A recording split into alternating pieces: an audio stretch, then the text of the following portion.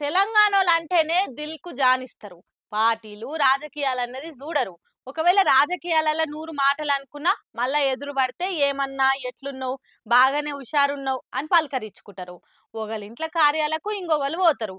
గట్లుంటది ఈడ రాజకీయం. ఎందుకంటున్నా అట్లా అంటే ఇదెక్కడ మాసరా మామ అంటారు ఈ ముచ్చట చూస్తే.